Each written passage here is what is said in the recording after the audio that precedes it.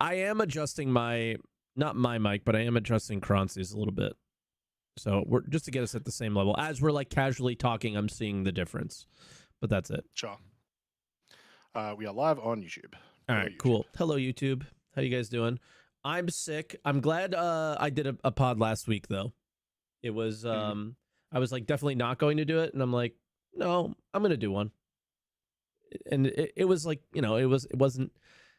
It's very clear now. It's cool because it was a 10 out of 10, which is a bad thing. Yeah. That's the worst thing. That's the worst you could do. And it was like, but I was so happy to see that because it was like, all right, people like us together. I am the podcast now. The show's got, yeah, I mean, you might be next week because I'm not here. I can probably do it, but it all depends because like the timing of it. I believe that day is my mom's birthday. So it's like, I don't think I'm doing it on that day. That's the reason I'm going to New Jersey to visit family. It was to surprise them, basically. None of my family knows I'm going.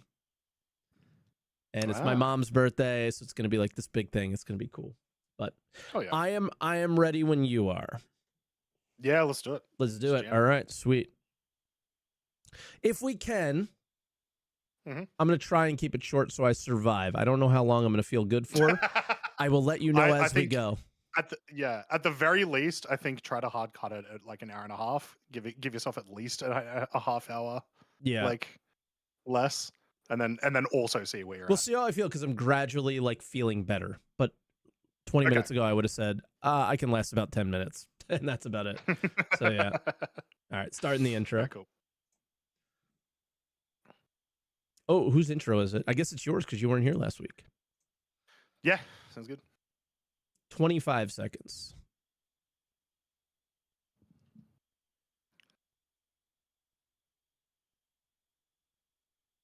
$15. 10. 9.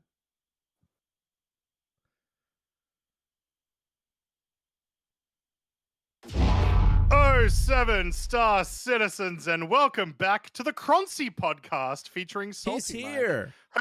I'm back again. Hello, everyone. This is Answer the Call, your weekly Star Citizen podcast and call-in show where we talk about everything Star Citizen. And very, very big week this week. How are you doing, Mike? I know you're doing bad, but how are you doing? I'm doing well. I've had a cold for the last week, and it's not been fun. It started up here, it's making its way down, and I had just had a huge headache. But my headache is fading. Yep. I'm feeling a little bit better, and so just a massive week. I'm super excited to talk about it. I was telling you before the podcast, I started this playthrough yesterday, and I forgot that there was a free fly going on, and it's the first time our free fly has been really, really, really bad. So I couldn't do it. I had to like restart. My whole stream today was just resetting everything and throwing everything away again. And when the free fly is over, I will try again. But it's basically just playing on an alt account. I just want to play on an alt account with nothing. I want to experience the game like a new player would, because I'm always so critical of there is no game, there is no progress. There is, I say that all the time. There definitely is for players that have nothing, but how enjoyable is that progress? So that was kind of the idea behind that. It was not enjoyable with all the bugs. So yeah. So that was one of the things that happened this week, right? We've got Foundation Festival, we've got the free fly. The start of the week, everything I heard from everyone was that the free fly was going pretty solid, which makes sense in my mind because it's not tied to like any large event, right? It's not tied to Invictus, it's not tied to IAE, where usually when that happens, it like really goes bad, right? Mm-hmm. Did it just like today for me, it was fine. Did it just deteriorate as the week went by, or did you have bad experiences the whole time? Or I started yesterday. Whatever reason, yesterday was horrible. Today didn't feel that bad, but I also wasn't going to Hathor. I wasn't going to CZ's. Like it was like the amount of times I put a key in and the key disappeared yesterday was insane. It was like, 5 times I just lost keys. So that makes that progress go, really down the weapon switching thing where your weapon doesn't switch and then all of a sudden like that kind of stuff. So it was just a lot of that. Was really, really bad. Lots of desync. So I also had a potential stream snipe. It felt like one, but it could have just been somebody who was trying to block the pyro gateway. And like I was fighting them. They were a Gladius, and I was in a stock cutter, and I was hitting this guy so much, and his shields just didn't move. And then all of a sudden his shields went away, and then I was dead. Or he like teleported across the street. So we were just dealing with it was just server issues. Brutal desync. Yeah, it was just straight up server issues, which we're not avoiding with a free fly. So I was just like, we'll give it up. So fair enough. Yeah, but there were moments of like awesomeness. So I'm so excited to do it again because I cannot sell things to other players, and I cannot buy things from the NPC shops. Everything, the way I have to make money is finding stuff in the world and selling it to the NPC shops. So like, claiming your ship, refueling your ship is like how that's like nothing. Like it's deliberately backbreaking. Yeah, but it wasn't backbreaking. It felt perfect. Like the things that I sold, it was really exciting. So I had a lot of fun. Yeah. No, that sounds good. I love it's hardcore-esque, right? That kind of run. Yeah. So yeah, I love that kind of stuff. I am waiting for the perfect patch to do it. It feels like never. This year's a bit awkward to do it because there's a patch every month. Yep. So it's like it's a bit hard to do like the full the full breadth of it, I guess. Even if you throw everything away, the run lasts more than a month, that stuff's gonna magically come back. Yeah, exactly. So it makes it difficult. Anyway. Yeah. Yeah. I do have to say, after like basically a week and a half of no Star Citizen, I was pretty much just disconnected from everything apart from news. Man, what a great experience I had in Star Citizen today. What'd you do today? I heard you were doing original the plan worm. today. Yeah, original plan today was to check out the PTU and try to do the escort mission. But as I jumped into stream, someone was like, "Hey, I'm in the worm room and I'm like ready to go, and I just need some people." I was like, "All right, we'll give you a hand," and it ended up being the entire stream today. So, you missed out on the escort mission. Yeah. I'll bring up some video. Yeah. For it. Sweet. When you get a literal no issues, no other players, which like goes hand in hand. Like you can be happy because it means you get to have a more smooth experience, but then you don't get to do like the PvP aspect of it, obviously. Yeah. But it worked, and yeah, we had no issues in it. It was pretty great. The NPCs were on point. The inventory was working. Desync was probably not non-existent, but very minimal.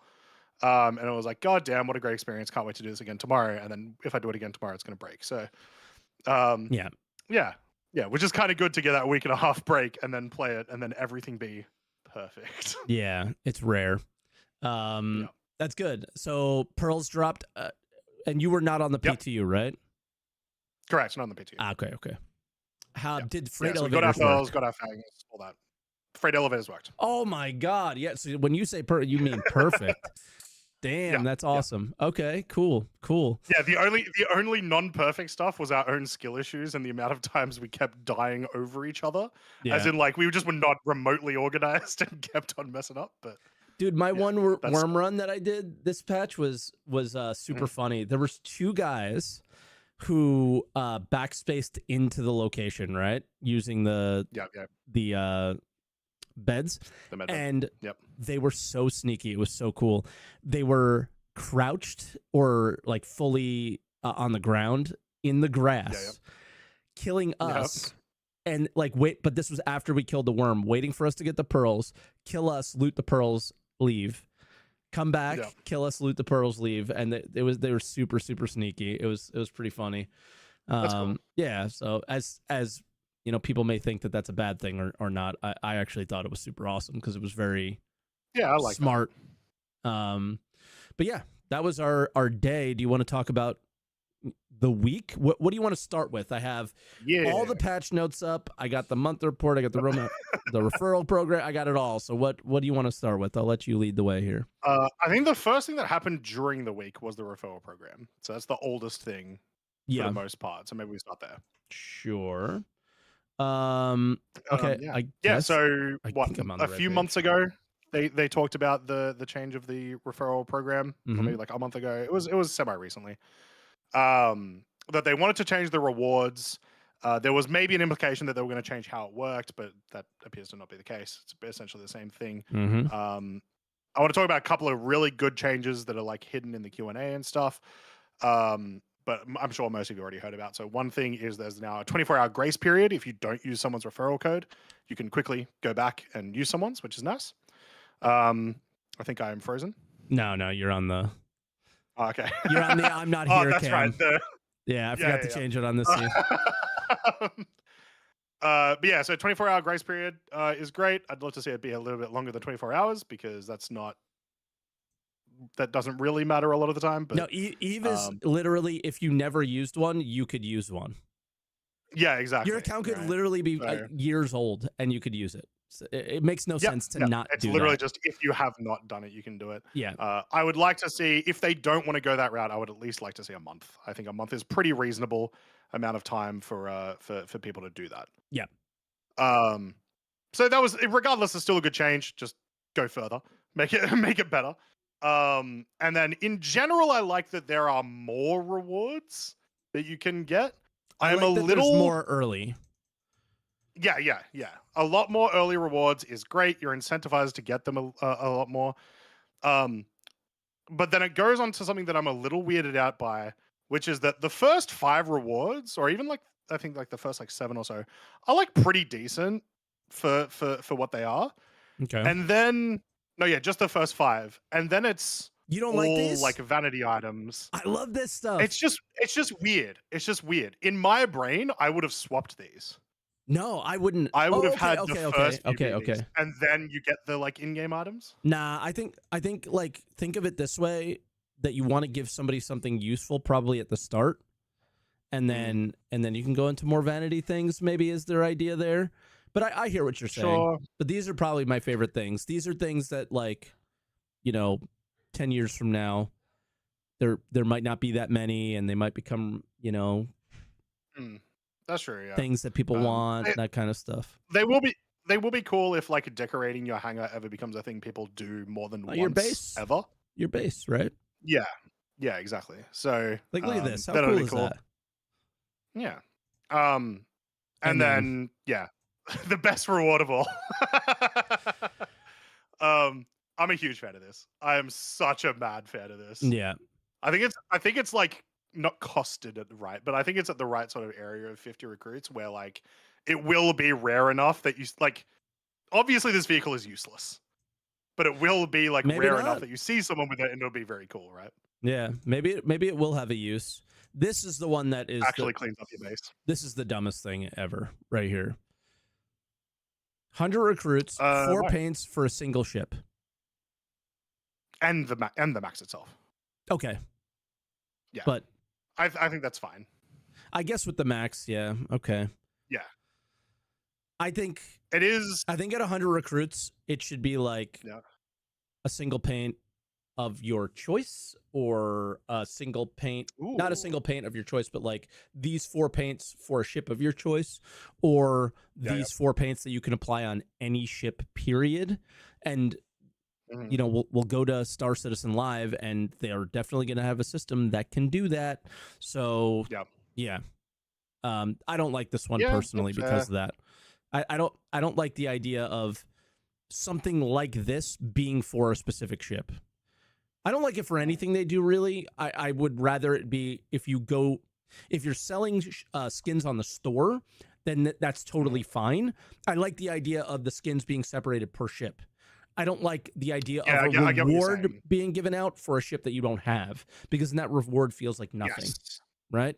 This is a ship you will have because they give it to you, but you might not want to use it, or it might not be a ship that you use, right? So that's my feelings there. But yeah, I think this one can definitely change. That's fair. I think at that area when you are at like 100 recruits and onwards, they Yeah. could realistically give you choices. Yeah. And it'd be kind of It's cool. a lot of money. Obviously they have, yeah, exactly. This is the like as people have been referring to it as the content creator battle pass. I do think after like 50 referrals, that's It not is. necessarily incorrect. Yeah. It's just going to be content creators and like org leaders that are going to be in that area. Yep. And that's mostly fine as long as those early rewards, like most people will probably finish at about 15 or at least be like 15 for the Yeah. majority of their time playing. So as long as those rewards are good enough, then And if you're people complaining will about still that, refer. you're just a dork. Like the idea of Yeah. like, and this is somebody who does not participate in this whatsoever. I have Yeah, 300 referrals over 13 years. Like Yeah. they have just happened because I tell people, if you want to get the game, like people come to the chat and they're like, hey, should I buy Star Citizen? And I said, you should use a referral, try it in the free fly, and make your own decisions. That's pretty much all 300 people. I do not have thousands. I do not have any skin in this game. I do not care. So yeah, a lot of people think this is the F7X though. But again, it is not a content creator thing in the first 10. And that was the whole point of doing this, was to make it so you had things that were meaningful at the beginning. I don't think most of this shit is that meaningful, but that was the idea behind it, was to try to improve stuff for the normal people. And I got into a big argument with my chat of saying, you know, I don't have 10 friends. And I'm like, that's such BS, because maybe my experience is different, but I have had, you know, people in chat, fine, but I have friends in real life. I go out and I play ice hockey. Some of those people play video games. I had people that I worked with. A lot of those people played video games. You're trying to tell me that 10 of those people might not be interested in Star Citizen? I had more than 10. I probably had about 15 people in my life that would have downloaded the game and given it a try. So those, I just didn't tell them to do it or use a referral code, because Star Citizen. Plus, with the addition of the grace period, like I'm sure, Mike, you've had people come into chat who have like made their accounts and then have said, "Oh, I didn't know that the referrals are a thing." Yeah, because I get that very, very frequently, especially during free flies. So that'll also change. Your friend, like, you will have people, if you're just playing randomly, whatever, that like join your org within that 24-hour grace period, who you're like, hey, have you used a referral yet? They also don't have to be your friend, right? Like, they could just be people that interact with you in your life. I don't have 10 friends. I have like 2. But the amount of people that interact with you that you could give your referral to is a thing. This, the 500 reward, is incredibly meaningful. This is probably one of the most valuable ships in the game on the gray market, period. This has only ever been sold once, or is in the $40-something thousand package. That's the only way to get this. Now it's just 500 recruits. So this is a you know, a big meaningful reward for people. Because it is, that'd be a cool one. Yeah, this went from and then, I think it was $300 on the original Kickstarter. I think it was going for like 3,000, 7,000, something, like some crazy number at some point. So yeah. And then the Idris instead of the Javelin or something.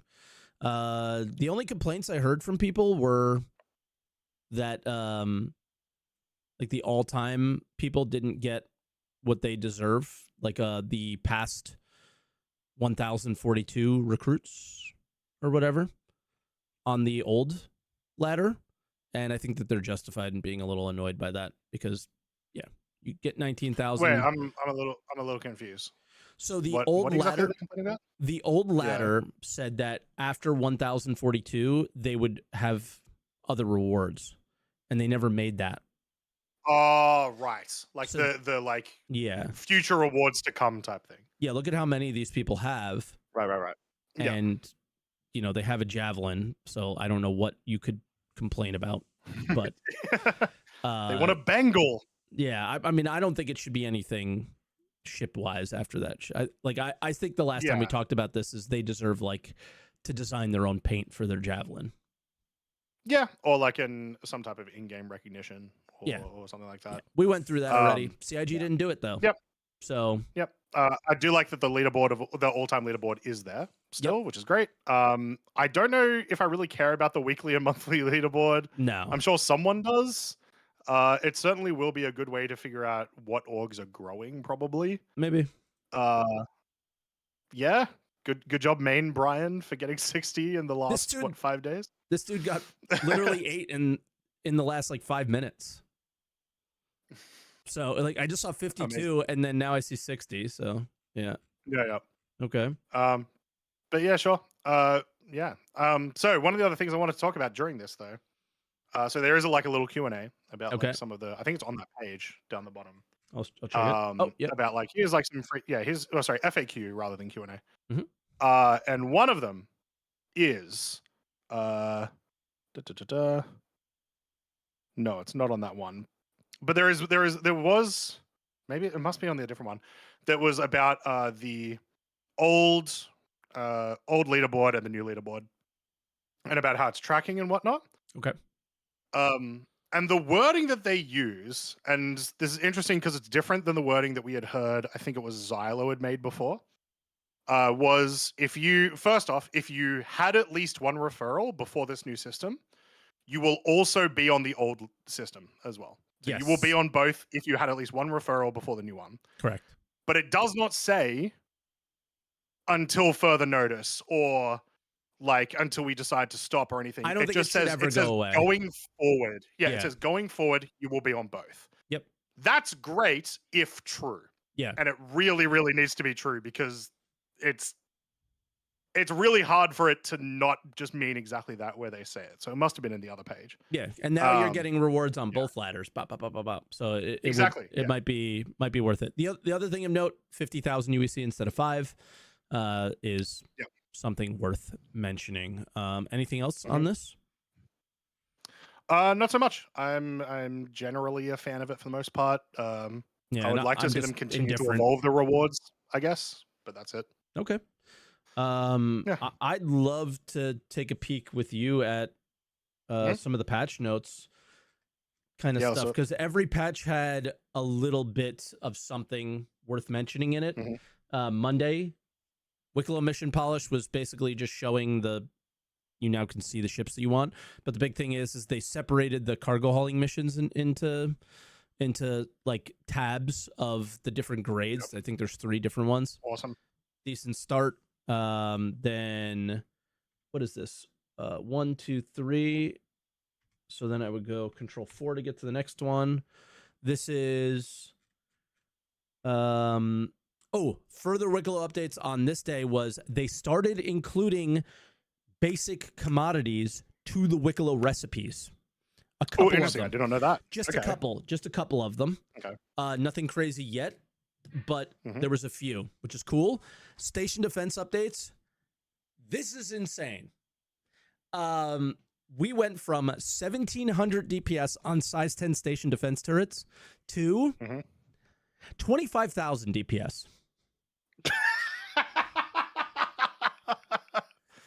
So if you commit a crime around a station, you die. That's basically how it is. Going back to old MMOs, probably a good thing. I like that. Personally, I think crimes should happen in between, in the dead space. That's always been my feelings. There's a lot of dead space. We need to make interdiction work better. And then there was a lot of flight tuning stuff that changed. I don't know too much about this, but yeah. This was the other thing. We talked last week about the Reclaimer being insanely good. It is insanely back to the way it was, or even worse. And I think what their idea here is Reclaimer has a big cargo hold. That's its advantage, plus multi-crew stuff. And the smaller ships are now insanely efficient. So they'll make a lot of RMC very quickly, but what do you do when your cargo fills up, right? So some stuff there. If you haven't tried the Volt pistol yet, it's awesome. I'll just say that. It's like an SMG, but in pistol form. Next patch is, I think this was Wednesday, escort missions. Yeah, so I've heard lots about this. Okay, I got a video to show you. Hopefully it's not too too choppy.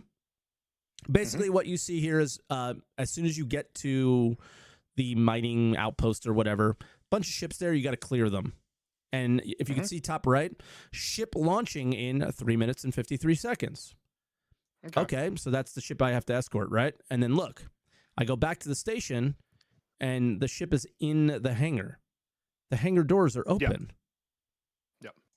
The ship, well, in this case, the ship is going in the hangar, I guess, and landing. Sure. Sometimes it comes out. It depends on the mission. Oh, no, it's leaving. Yeah. Yeah, and there you go. Look at how cool that is. Yeah, that's dope. I think this is super it's very awesome. Cool. Like I saw, I saw it. I think the roadmap this week also had like this, obviously just a description of this. Yeah, but seeing it was like, whoa, holy crap. Obviously it's like cool for like a second, and then this thing flies way too slow and whatever.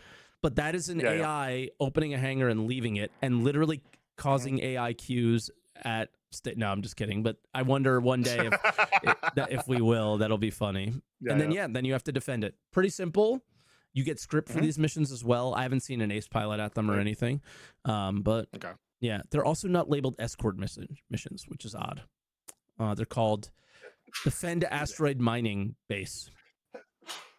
Bless you. Yeah, I imagine they've likely had the tech to be able to do this since they had the like the NPC reinforcements. Maybe, like a couple of years ago now. Just no mission reason to put it in, or like the everything was getting changed too much or something. But I'm glad to see it's in, because hopefully that means we can also have more complex NPC mission interactions. Yep. I did not do any red versions of this. I see somebody asking in the chat. I'm trying to think of what else on these. You get script, no ace interceptors or anything. But yeah, just generally another thing to add to the list, which is cool. Right. Then that was that patch. Control 6, I think, would be the next one. And then there's your quantum interdictions being re-enabled, which I've heard has worked. And then I did check. I did the entire grind to be able to find ace pilots. They don't despawn. I literally had a client crash and it was still there. So that was cool. And yeah, that was the week. So a lot of interesting things. I mean, Wicklow is fantastic now in terms of you pick your own ship, and then all these things to add on. Things that I have to add that you may not have heard. While I was looking for the Ace Interceptor helmets, I should probably bring that up as well. Let me see if I can find that video. Oh, I don't know where it is. Okay, I don't know where that is, but I will just describe it then instead. The Ace Interceptors were, or the Ace Pilots were dropping their helmet, but then a lot of people were complaining about Wicklow recipes of there's like 20 of these pristine metals. And like the pristine metals, just to be clear, on the player market, were selling for about 30 million credits, something like that. They're extremely rare, extremely difficult to find in 4.2. In 4.2.1, if you get an ace pilot, there is a 50% chance that one of these will spawn on that ace pilot's inventory. So not only do you get the helmet, but there's a 50% chance you'll spawn those. What I was told by Luke Presley, who's like working on the loot stuff, that we saw on SCL, said that the amount of times the ace pilot will spawn has not changed. I will say this. 74k orange level mission, which is the lowest level that the ace pilots spawn in. People were saying about 1 in 20. I got 2 in a row in the PTU. Maybe I got lucky. Maybe it was addressed and Luke didn't know. So I don't think 20 of those basically is going to be that big of a challenge anymore. So yeah. Good stuff. All right, sweet. Yeah, that was the whole patch week. I mean, it's for me, it's what I'm going to be doing a lot of in the game. What do you want to touch on next? I'm assuming roundup or month report. Yeah, I was going to say roadmap's probably the good one to go to next, as Let's do it. It has some of that information as well. Yeah, first week of the month. So we get roadmap roundup and monthly report. New hairstyles, global event There's tracking literally one service. hairstyle, by the way, that I've seen so far. Fair enough. Yeah. Global event tracking service, which is to do with the new event that is running. Missions collection, which is just what you just described. Yep. And then medium utility armor strata corporation liveries, which these are the rewards for the event. So that's all stuff that you would have seen over the last couple of weeks. But then we have a bunch of 4.3. So this is presumably going to be the August patch, possibly September if they do another dot. Cooperative zones. What the hell? Did you get an icky at your worm today? There was one there, yeah. Oh, but you didn't do the turn in the key and then the battery and then. I did not. Someone else in the group, I believe, did, but there was 7 icties just around anyway. Gotcha. I think this is a play on what they're doing with that, though, just in case you aren't aware. Okay. There's a tiny little loop to get an icty at the Lazarus area, but the kind of one thing that you have to do is the last step is you need 2 people. 2 people have to click a button at the same time in order to open the garage door to get the icty out. That's what this sounds like they're going to start playing with, is cooperative puzzle solving, right? It's a very simple puzzle. Let's hit a button at the same time, but that's what I kind of see this being, I guess. Yeah. So we're not really going to know what it is till we see it. But I like puzzles. I like group gameplay. I'm keen for it. Hopefully, we can, if you want it to be cooperative and if you want it to be contested zones, but the opposite, I assume you mean you don't want it to be PvP as well. So hopefully they're able to solve some of the issues that could arise from that. But we'll just see. I imagine we'll be in PTU pretty quickly for this one. If this does end up being the August patch 4.3, I assume we'll see PTU for it pretty much right after this next one goes out. As part of that, abandoned underground facilities. When I read this, I assumed this would just be new bunkers with different set dressing, because that's kind of the vibe I get. But this is what they look like. It is ASD. This is taken from the roadmap itself, by the way. Okay. So these are some of the concept this roadmap art. Is it from the monthly report? It is from the roadmap update. These are the cards. Yeah, these are the grayed out cards, but in full screen and with color. Oh, I get what you mean. Yeah. On the yes, I understand. So if you go to the actual roadmap, the cards that are there. Yeah, sweet. Cool. I've heard a lot of people saying that would these be maybe the underneath of distribution centers, but I don't think so, as it specifically says moons. So no, I mean, it does say enormous multi-level structures. I don't know.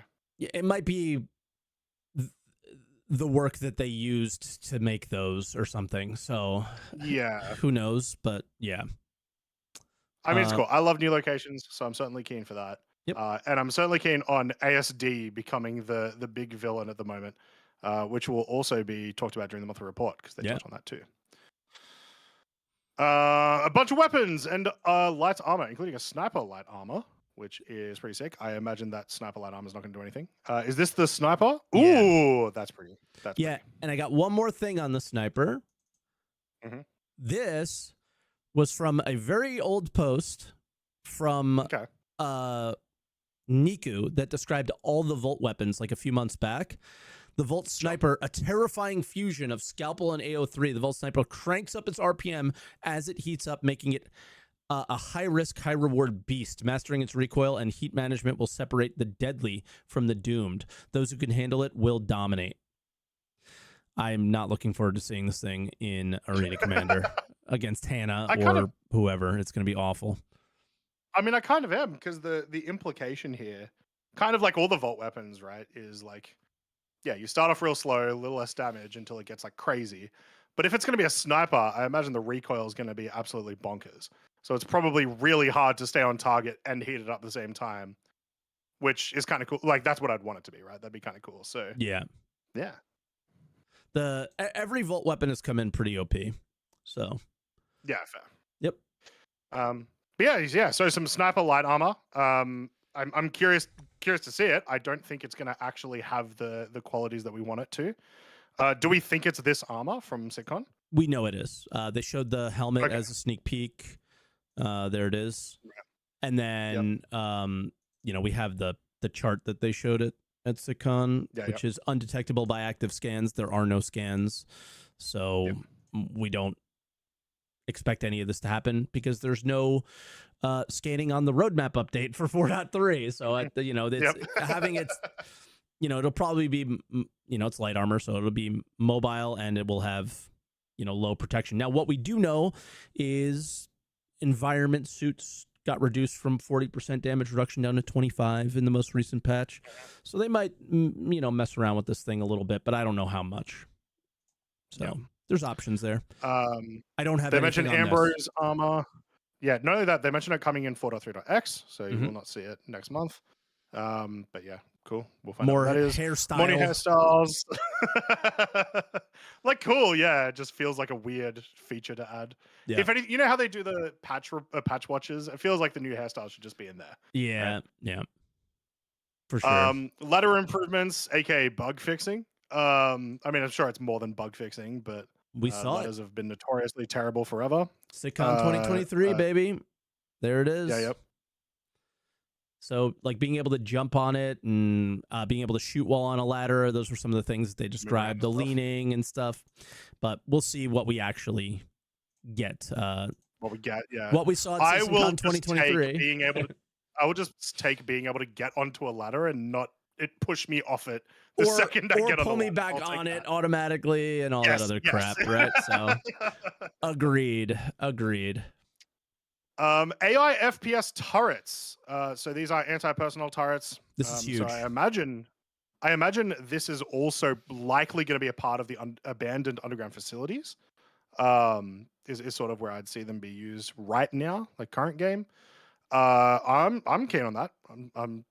Yeah, maybe it's the big thing that I think this is meant to do is to begin the end of armistice zones.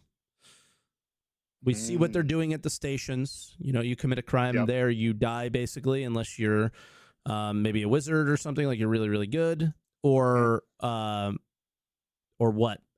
So I just see this as hopefully the end of an armistice zone. So think the outposts where you are trying to unload your cargo and some guy comes up and tries to steal it. You give them a crime stat and they just get clapped by these turrets. That would be, I think, better than the current experience. I hope that what can happen here is that there's the opportunity for people to be sneaky and try to do things, but it being incredibly, incredibly challenging. But I don't know. We're just in this place where I do something to you and it's the worst thing ever, right? So that's how. I don't know where the game's going in that direction because the community just can't handle interacting with each other. But I think that's the goal here, is to remove armistice zones. It also just in general give for regular like PvE missions, it will just give you a different style of challenge over the NPCs that are moving around all the time. Yeah. Which I like, right? I am kind of hoping that the way that they got this to work is very Half-Life 2. If you don't know, the way that they solved the issue of trying to make a train work in Half-Life 2 is they just put an NPC and then put the train on the head. And then they just made the NPC walk the train length. So hopefully that's what happened here. Maybe. And then, I see somebody in chat to say, like, turrets just might be enforcers in cooperative zones or whatever. Could be. Yeah, sure. Yeah. Fair. Make a mission pickup locations pretty cool.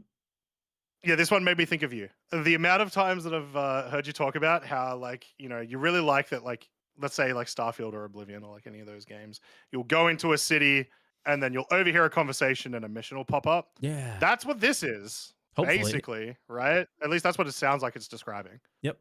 Yeah, it gets added to your journal and then you can choose to participate maybe. And then Yeah. more ships for Wicklow. First mining ship for Wicklow ever is the Golem, so that's good. That kind of, you have now a salvage ship and a mining ship there, cargo ships. You can kind of do everything through Wicklow now, if you wanted to, or the CZs. So there's all the gameplay options, I believe. I don't know if the SRV is there, so that might be one that's missing. But yeah. So yeah, that was the roadmap update. Monthly report next. Yeah, let's do it. So much thick news this week. There was like not a lot last week. No, It felt like, and then they just stacked it this week. So yeah, monthly report. Another relatively big one. Especially in the ships, the AI tech, and a couple of other things. Weirdly, which we'll get to, the core gameplay is like the smallest it's ever been. Yeah. Of like all monthly reports in a while. But there's some other stuff in like narrative and stuff that I feel like sort of fixes up for that. So where do you want me to jump to? A lot of but just in the AI stuff. Okay. Excuse me. They're talking a lot about the irradiated Valakar, which makes a lot of sense, as it was a brand new like AI feature basically that got put in. So lots and lots of work into that from the content team, the features team, and so on. But in addition, them working on AI for a new creature coming soon, which no idea what that's going to be. There's been leaks. There's been like a lot of different leaks, or not leaks. Sneak peeks, stuff like that. CRG, sneak peeks and stuff. Where it could be kind of like anything. It could be the new cow. It could be the blue more milk Valakar variants. Who knows? Yeah, it could be a blue milk cow. Who knows? But lots of stuff going on through that. But then in game intelligence development team, they also do talk about mission system version 2. Yes. Which was also talked a little bit about during SCL as well. And it's something that we've known, like server meshing changed everything so heavily that mission system version 2 was like going to be an important sort of change to make things work. And yeah, they're just talking about how they're working on it. Yep. And then I don't know, the next thing that even looked remotely interesting was ships. Gactech Raylan was mentioned, but they they say it'll officially enter production later this year. Those kind of things. They can't get square cargo right. I don't know how they're going to get triangle cargo right. So we'll see what that. I will say just before ships, there was one other thing in the AI tech thing that I wanted to touch on, which is a little interesting.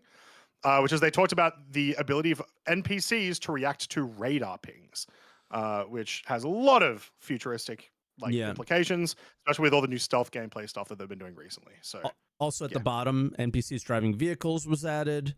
Yes. So yeah, we'll see. And they hope to add it to the PTU at some point. Sure you do, buddy. Yeah, because that's the thing. They've talked about it so much forever, and it's never been in game. And then here specifically, they say fixes for NPC driving vehicles have been added. So I wonder. Well, I kind of just wonder what the deal is. Like, does that mean it's like almost... the AI thing has straight up just been Squadron 42 work. Like, even this sentence tells it all, right?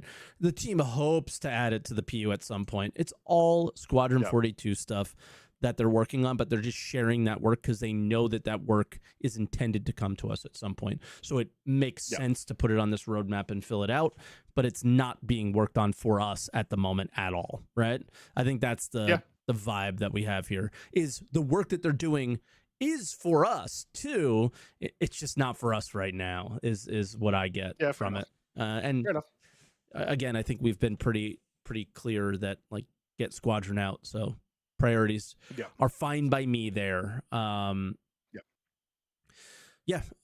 little more on the ship art. They mentioned Drake Ironclad. Still doing that, which is obviously exciting for me. I love that. A bunch of 5 unannounced vehicles. I can't deduce anything from any of these. I'm assuming one of them is the Meteor. There was one. I made a joke about it, but I'm starting to believe it more and more. Is the final line of that paragraph, which says a new variant enter pre-production, which the team states may have the record for the fastest vehicle through the production pipeline. So what is Mike? It's the fastest vehicle. No, it's the fastest vehicle. It's not it hasn't been going through the production line fast. You think it's just going to be a race? It is the fastest This is you vehicle. being racing coded and hoping that it's a racing vehicle. But yeah, otherwise, yeah, I have no idea what any of them are. Even to the point of them saying a vehicle from a prominent manufacturer. Are They're they all not prominent? all Like, what are you talking about? It's like, cool. It's probably not Kruger. I think that's all we've established. Yeah, it's right? not Kruger. It's not like whoever Consolidated Outland. Okay, great. Yeah. We're covered then. North the thing America. I want to point out. Oh, go ahead. Yeah, with those next ones. So Apollo Medevac Triage, level of detail 0. Obviously, they talk about the Prowler utility, which has come out. It's already out. They talk about the Perseus, and they talk about the Kraken entering pre-production, which is awesome. I think I looked at the thing. This is like the largest the ship section has been with mostly old stuff in a while. Yeah. Yeah, which is great. And obviously we don't know how five big other the 5 ones here, are. but yeah, still a lot of old stuff that's in production as well. So they're doing a lot of ships. Yeah. We know where the 1,000 employees are, not game design. Yeah. The Perseus approaching its gray box gate review. Right after gray box, I believe, is level of detail 0. So, as most of us have expected, probably an IAE release at that stage. Similar, the Apollo Medevac and Triage, we might see a little bit earlier. I wouldn't be surprised if we see those at SitCon or possibly just for as a what's the next a patch ship thing? CitizenCon. The next like event is that, IAE, that is like right? is IAE, which isn't until November. Yeah, but we have multiple patches before then. Patches often do come with ships.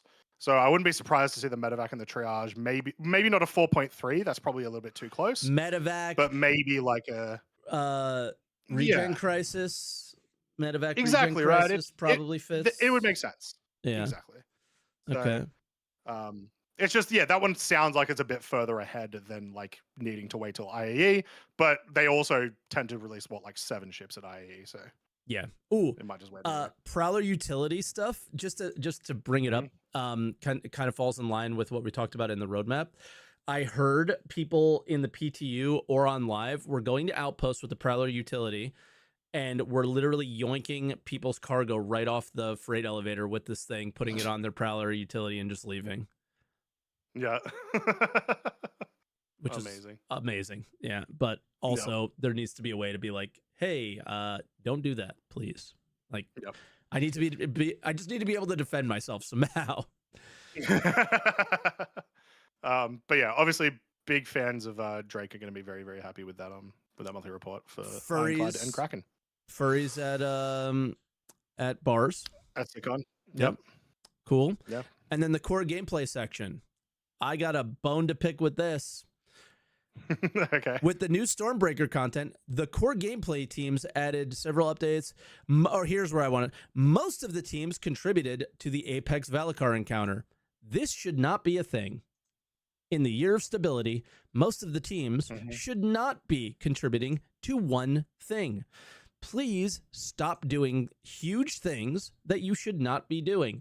And we got a great update in 4.2.1. It is the same thing that we've already had before, and they are doing the opposite of this. So kudos. This is just the leftover kind of crap from the previous month of things that they should not be doing. You had a great time at the Apex Valakar, so have I. I'm not unhappy that they did it, but it doesn't fit with their goals for the year. It just doesn't. What would you have rather the design teams work on here though?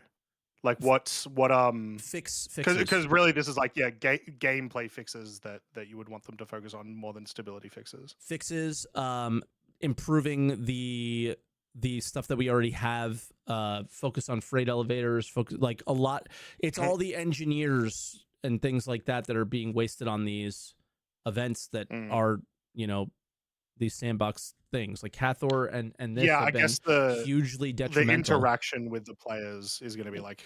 They basically said that they're not adding features, and they have added features the entire year. They may not. Yeah, they may not be huge features, but they're features. Yeah, I was going to say the Valakar one probably the biggest of all so far this year. Yeah, it was, I think, a big mistake, and I think we're suffering the consequences for it a little bit. There's not huge consequences. And if we look at, hey, I talked about my solo playthrough at the beginning, right? What am I interacting with? All of this. Yeah. Right? And the reason that can exist is because they did this work. But it doesn't fit with what was said in the letter from the chairman. So what were your goals? And I think it's totally fair to be like, hey, lots of broken stuff still. So I wonder if that would have changed if we didn't do all this stuff, and maybe. But yeah, that's just my thing. It just doesn't fit what the plan was. And yeah, I don't know. Bring the vibes down, my bad. I will say I definitely think the game is better for it, but I said, I haven't had like many bad experiences recently, right? So I can't super relate to to me, it was fully worth it for them to do this. Ask me again in a month, right? After you've done it a couple times and you're done. Yeah. Exactly, right? Yep. So. Which is where I'm at. I've done the worm so many times I don't care anymore. Mission design, I think, is all kind of talking about the future stuff that we don't really know too much about. They talk about the escort mission that's in the PTU. They say ship battles, but it's in quotes. I don't think so the ship battles are going to be a thing. Well, they mean when they say ship battles mission suite, they mean just any mission that is space combat. Exactly. And then they mentioned like escort based archetype, which is the mission that you were describing earlier. Yep. They're still talking about Reputation V2 for 3 years now. So okay. Yeah. hard to get excited for that one. And then they're saying something around you not being able to find the missions you want. It has to do with server meshing, and they're going to address it. Okay. Which I thought we knew this for a while. Maybe, but I think it's fine to just say it again and again and again, because as you experience issues, I don't think there's anything wrong with communicating why. Narrative seems to be the same thing that we've been seeing, solidifying the next major story arc, which means we're just going to have another year of this again, which is both good and bad. Yeah. So they are leaning, if you've been following the story, they've been leaning heavily into ASD since obviously the Valakar activity. You obviously just showed a bunch of artwork that's in the new locations for 4.3 that also has ASD all over them. That is 100% the unique hostile faction that is described here. So I think ASD are going to be a faction that, regardless if you are, criminal player, super careberry, I will only ever move cargo from A to B area. It'll be a unique common enemy, kind of like what the Frontier Fighters were at the end of that little arc, right? Yeah. But obviously this one's a lot more deep because they have a lot more sort of depth to them already with how we're playing with them. So I think they're a cool villain. I'm enjoying what they're doing with it so far. I'm excited to see what they do. For the next year. Sure. Online tech just seems to be showing possible database reworks for all the problems we're having. And then they mentioned instancing, which a lot of people are both excited for and not excited for. So the more I play this game with server meshing and with 600 people, the more I understand the need for instancing in certain locations. Yeah. So it's been something that I've now just dealt with. There was something I said this week that was I know a lot of people are very against this idea, but the things that they want to happen, the players will not do, and just the game will not exist in the way that you want it to. People are just not like that. Instancing will solve some of those issues. Yeah, I mean, the worm should be an instance. When you leave the worm, people should be able to camp you and kill you if they want and take your stuff. Yeah. But while you're doing the worm, I see absolutely no problem with that being an instance. None. Siege of Orshin should absolutely come back as an instance. When you leave that instance, people should be able to kill you and take the stuff that you got there, and so on and so forth. I mean, think about everything that they've done here and what Siege of Orison could be in the future. Oh my god, it could be so much better, right? Think about Jumptown. I don't think Jumptown should be an instance, obviously, but the just Yeah, think yeah. about like what they have now in their pocket of like content ability and what they. I guess now I'm looking at it and going, maybe doing Hathor and Lazarus and that stuff is worth it because now they could just kind of start to spiderweb that stuff out into other content that is no longer viable. Like Jumptown is not viable in the current game. You cannot go, hey, everybody in a 500 person server, go here. You know about that. You do the Daymar rally. Yeah. Right? So it doesn't work you think anymore. One A2 was a problem? Wait till you see 100 of them coming over the horizon. Exactly. So yeah, it would be it'd be cool to see what they do with old content now that they have these tools at their disposal. Like you could just make a unique commodity that is at Jumptown locations. Maybe all three of them are running at the same time, something like that. Yeah. And then R&D and VFX is mostly probably like, mostly just making things look prettier. Gas cloud rendering getting better. Planet cloud rendering getting better. The reflection of atmosphere content on water surface getting better, which is great because that is something that throws me a lot of the time. Like Star Citizen looking as good as it is, if anything is like a little subpar, it just breaks it a lot of the time. And you're just like, oh, well, that just looks silly. So water's been like like the water reflection has been a thing that I've always been iffy about. So I'm good to hear that they are doing that. And then VFX worked on the Valakar as you would expect. Tons of new VFX came with that. So big monthly report. Just not much on the core gameplay because they were kind of like what Max said, mostly focusing on Valakar. Yeah. What else? I think that's really it. Sneak peeks, kind of whatever. It was just some missiles. Oh, Mike, that is not it. There was one really big thing that happened this week that was great, which was SCL. Oh yeah, I forgot. SCL was awesome. I loved SCL this week. It was great. So we had a kind of a mix of people, but all working in the gameplay area. We saw the economy team talking about the economy. Suspender guy. Like sort of their plans for the economy. Handsome Nick. Great. Handsome Nick. Ugly Elliot. I believe that's his name. Legendary Luke. Yep, Luke. It was awesome to have all these guys on and talk about it, especially because at least from a player perspective, these devs in particular, when they talk, seem super passionate, and I love that. Dedicated Declan. I don't know what we would use for Declan, but and then Elliot. But and then Elliot. Yeah, I mean it was good. It was good. What were your highlights? We'll start with some of yours and bounce back with mine, and then I guess we'll go to callers after that. Yeah, my biggest highlight was definitely at the end, obviously, when they showed the concept for what they want inventory to look like in the future. Okay. How do you think about the look? It fits the current aesthetic of all the UI stuff they've made in the last maybe 2 years, or basically the Squadron UI. This fits that aesthetic. Mm-hmm. So I'm into that for sure. Once again, this is all concept. So like the what do we call it again? The doll that's like in the middle. I know it's actually us, but paper doll. The paper doll in the center. All of the like items that are actually attached could maybe be a little bit brighter or something, because it's sort of a bit of a mess there. But otherwise, I'm a fan of this aesthetic. I don't hate it, but I've always hated this third person paper doll thing. The loot UI I thought wasn't perfect, but I think its biggest problems were it wasn't performant. It took super long for shit to load. But I am seeing the view that I'm facing.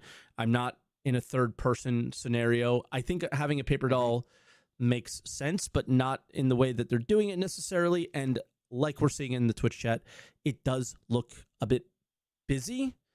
But I think it also does look busy because no filters are on.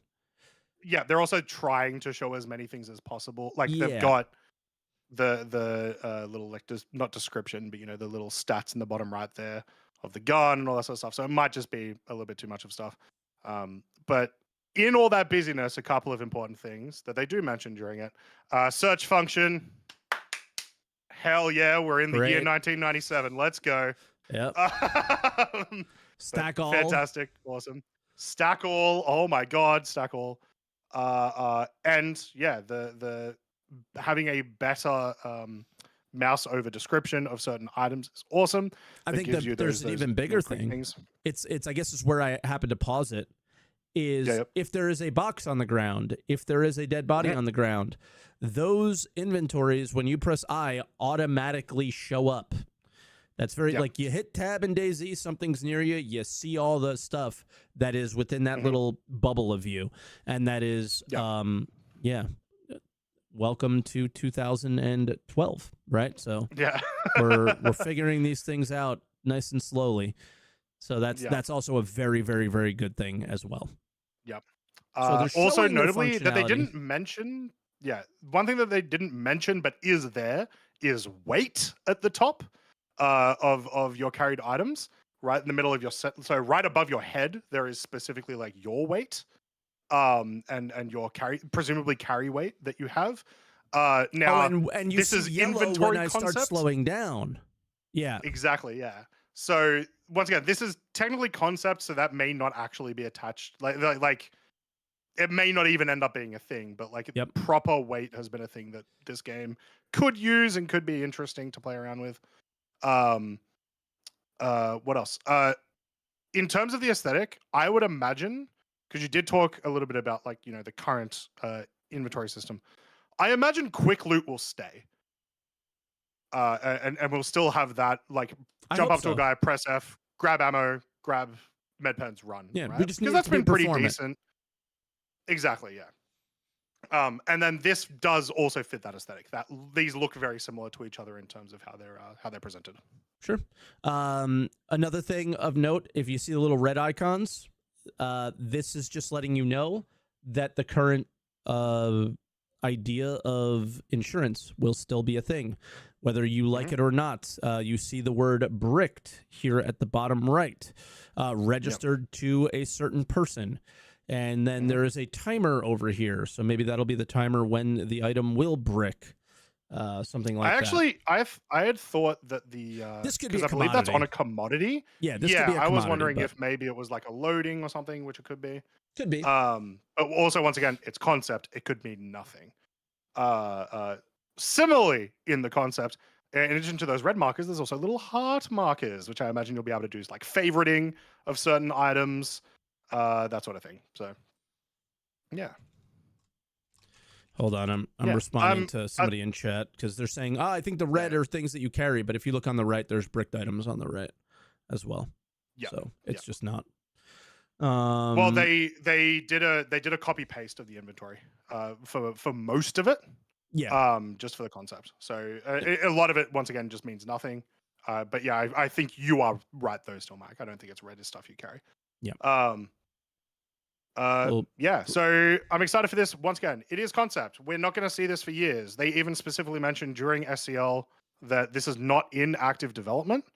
But my biggest takeaway is, for the most part, this is what I want, and they know that. So yes, that's how I'm looking at it. Is I've had a lot of complaints. A lot of this stuff resolves a lot of the complaints. Yes. Yeah. Right. I also like. They mentioned manufacturer will be replaced with Croncy, SaltEMike, when we craft our own things, which is kind of cool. Yeah. Durability is a thing as well. It's something that you need to pay attention to, because durability, integrity, these things are some of the saviors that we might have for whatever issues I think exist for the item insurance system. Yep. What I don't ever foresee, though, is the thing that you paid real money for. Okay, so what's durability going to mean when something I paid real money for dies? Like, do I just put it on a shelf and look at it? I don't think so.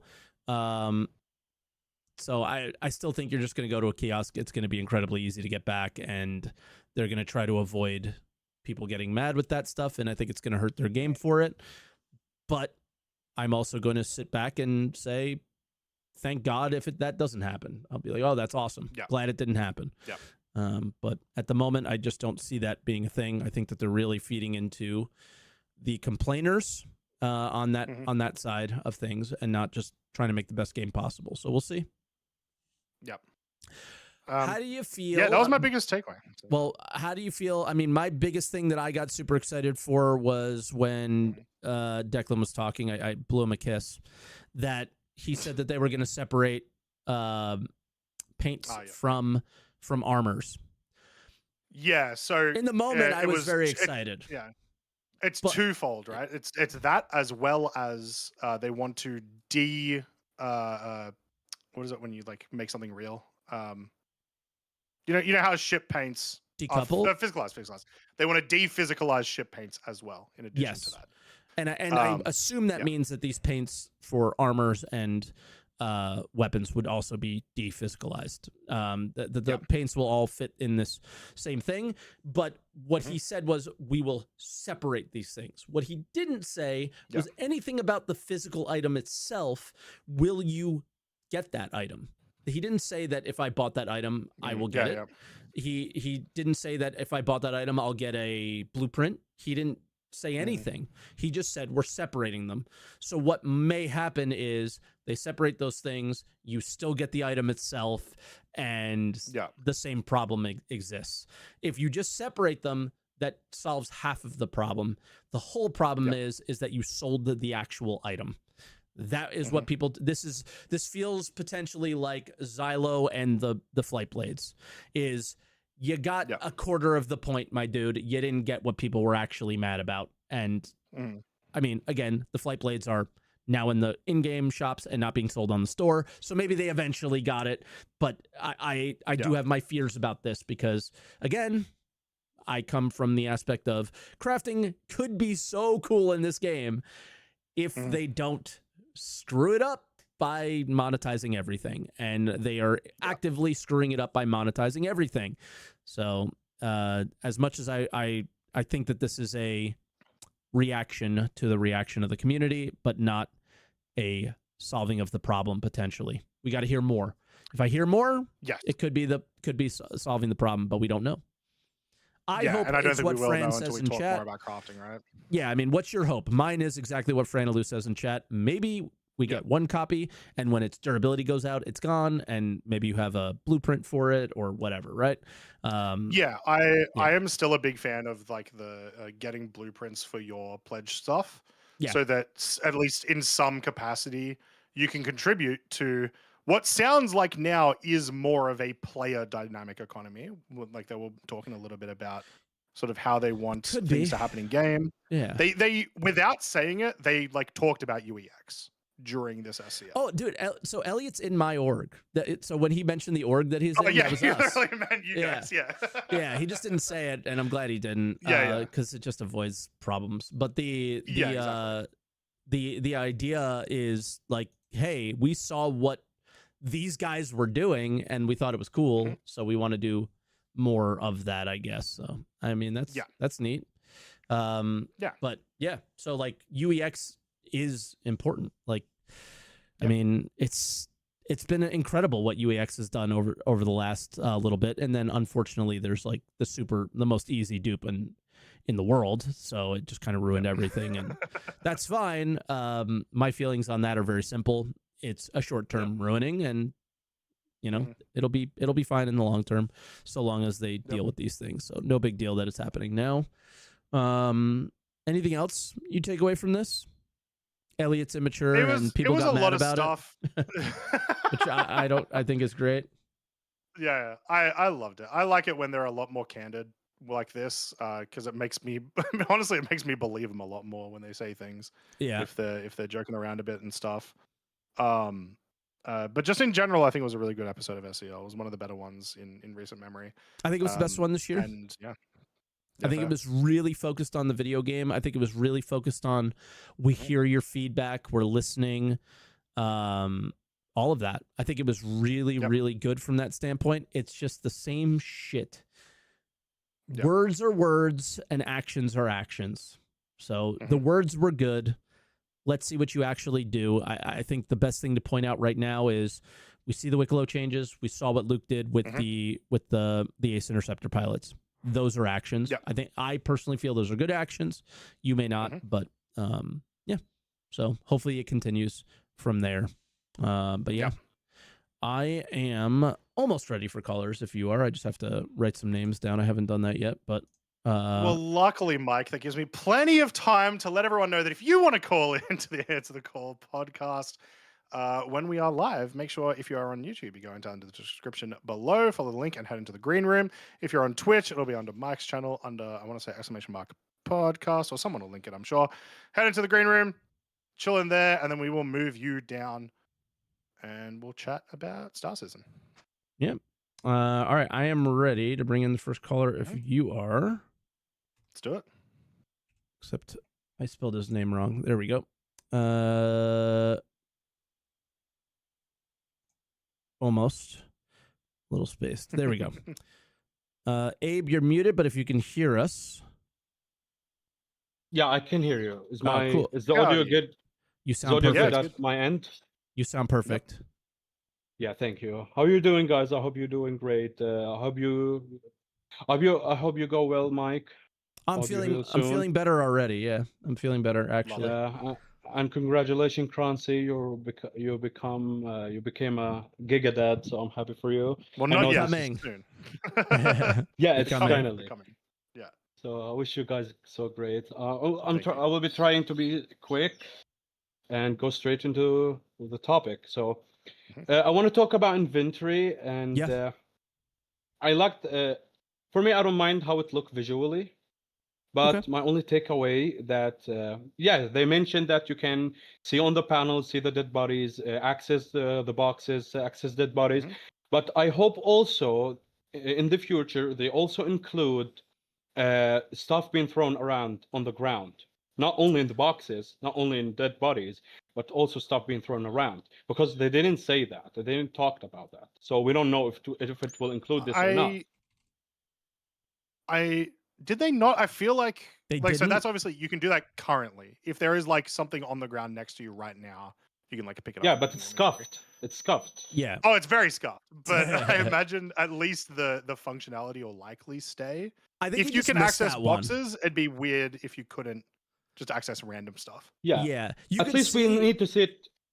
Abe, you can see on the screen that there's like the 3 boxes at the top, but there's also arrows that like you can see more stuff. So my guess is if there are loose things on the ground that you will likely be able to select them up at that top bar. But again, I think because it was not mentioned, it is totally valid for you to mention it and be like, hey, just in case you forgot. Yeah. Yeah, like you sometimes you need to check before loot. I mean, you don't need to like check individually each gun and just interact with each gun individually. Like if I want ammo from this gun, I don't want the whole gun. So you just throw it in your inventory and see. And like and thank God there is slots there as they are showing in front of us, the UI. I like that slot. So this is for me a big change. But we don't have the slots for inside of our inventory. You can't break down a gun from your inventory. You would have to put it seems so on your body maybe to do that. I don't hate that necessarily. Yeah. Here, I'll bring it back up. Bottom left is like equipped items. Yeah. Generally it seems so good. I wish by the point we get this inventory, we have a better database, we have a better networking service. I don't know, like maybe we'd have dynamic meshing and we would have less of the delays and all these issues. It's not only visual inventory and it's not only the mechanical inventory. It's also the server side that we are dealing with right now. That I hope by that point we're all also progressed in this. I would argue that's probably the most frustrating part. It's not the UI as much as it's like, hey, when I click something, it doesn't go in my inventory. Yep. So that's when it comes to the functionality, but it seems like I want to finish with this, that there is some hints, like I'm excited to, like they're showing how much it's important that, these upgrade and crafting tiers, like each item have its own upgrade mentioned, and like every one of them, and the new stat bar, I love it. But the only what I want to say is, it seems that they care or not care. Let me say, recognize where resistance, and it's the first one of these, is durability and integrity. So I hope by the point we get there, they understand how the current games work. And this whole bar of durability, Good luck. integrity, where resistance is just meaningless if the game works like it works right now, where you reclaim and repair stuff all the time. Everybody gonna have a full health durability bar all the time. So as if it never existed. So nobody would mind taking the whole feature away. You see what I mean? Yeah. So 100%. Yeah, but I I hope, think, like, of course, but like this concept is presumed, like it has tiers of items and stuff in there. This is like far in the crafting future where what you just described shouldn't be happening anymore anyway. Also, tier 5 Yeah. on regular items and not just on ships was on there as well. Yeah, which at first I was like, maybe it's just It could be. because they've thrown the concept there, or maybe they will go to tier 5. I don't know. Either's fine, whatever. A T4, what was the gun that they showed? The laser LMG? Lumen, not Lumen. I don't know, but it doesn't matter. It normally has 100 rounds. This one had 250. Yeah, I heard someone say that. Yeah, so I don't know if it's like, just a thing that they wrote on the screen or if a thing that they're planning on doing. Yeah, the Demico, that's right. Well, it is, yeah. just to be clear, I'm fairly sure it is the same dev that is doing a lot of the crafting stuff at the moment, right? Declan, yeah, he seems to be on some of the crafting stuff, but he's also the guy who's on the insurance stuff, as far as I understand too. So it's because Jared keeps mentioning like doing that episode on item recovery with him. So it's like, right. Okay, cool. Yeah. So he should understand how all these interact with each other, but it feels like they don't. So I'm like, I need more information because I don't know what's going on, but they don't want us to give us information because they probably don't know what they're doing, like finalized yet. So yeah, it's a mess. Yeah, so I'm gonna end with this. So it's either they it's either CIG fucked things up and it stayed like it worked right now, and the whole integrity durability is meaningless, the whole bar, and everybody having the same thing. Or I don't know, like they mentioned repair blueprints that require you going to the crafting route and care about rare materials you want to bring to repair your stuff. Mm-hmm. Or I don't know, there is a middle solution to not make the whales based, which is okay, claim your stuff, get them at tier 1. Hey, hold on. I don't know what the microphone. I don't know what the heck is happening. I'm sorry. Out of nowhere, it's making like a really high pitched hum, but it just stopped. So continue, but don't get too excited. Maybe I don't know. It seemed like the more you got excited, the more it worked. I just moved the mic to maybe close that way. I'm really sorry. Yo, you're fine. You're fine. It sounds good now. Okay. Go ahead. I will finish. Okay, it's either they throw the whole thing, this whole visual feature. It's visual, by the way, because it's visual in the game, but now it's gonna be having stats and mechanics behind it. It's either they throw it away and everybody having integrity, durability 100%, or they change stuff so you're forced into the crafting route, or not to make the whales mad, they can claim their stuff and get it back at tier 1 with full durability. So I'm happy that there is a sign. It's gonna be obvious. This is the good thing about it. So it's gonna be obvious. Punishment, Alpha UEC fees punishment won't work out this time. No, it's gonna be obvious. So this is what I wanted to finish with. Perfect. And I hope next year is not another stupidity year. That's all. We get something. Yeah, agreed. Can't disagree with you more or less. Or whatever you're supposed to say. I agree. We agree. Thank you, Abe. All right, Abe. We'll catch you later, man. Thank you, guys. Nice having me. Thank you. All right, our next caller, PC 101. PC, hello. Hello, PC. Hey, Mike. Hey, Croncy. Hello. Howdy. Right. So, I am getting irritated by being blue-balled by concept art. Like, what do you mean the inventory system? Yeah. Okay. I looked up well at the beginning of your video of the ATC. The inventory system was added at the end of 2021. So it's been Yep. 4 years of using this system that every player has to interact with. All the It's time. clunky, it's dog-turd, and we get this concept art, which we'll not be getting for minimum 2 years. I can't see it until after Squadron comes out. How do you have a year where you're pushing playability and quality of life, and this is not a priority? Because it's something every single player has to interact with, and it is dog turd. 100%. Now, the concept art, I love the concept art. It has all the features we have been asking for the last 4 years. But, meh. Yeah, no, that's fair. 100%. I think there's like obviously that concept art in particular had a lot of stuff that for sure won't be in the game for a very long time. But like, why can't we get some of that? Like, why can't we spend some time on some of that early good functionality? Right? How about this? Why Like, can't this yeah. stuff come? Why can't this be Yeah. Well, in why is 4.3? it not a priority? Yeah. Yeah. Why can't it be? Obviously, Especially, like it's every player has to deal crafting, with this. Every single player. crafting isn't there. The tier system isn't there, but it doesn't have to be at the start, does it? I don't know. It shouldn't, right? It shouldn't have to be. Why can't I stack all? Yeah. Why can't I search? Why can't I have the vicinity stuff? Like, Yeah. I will give them slight leeway because I think we did have that UI shelf. What was it? The cupboard thing that they'd worked on, and then it got scrapped because no one liked it. I think that was their plan. Maybe they were working on that for the last 4 years, and then it decided, oh, this is not very good.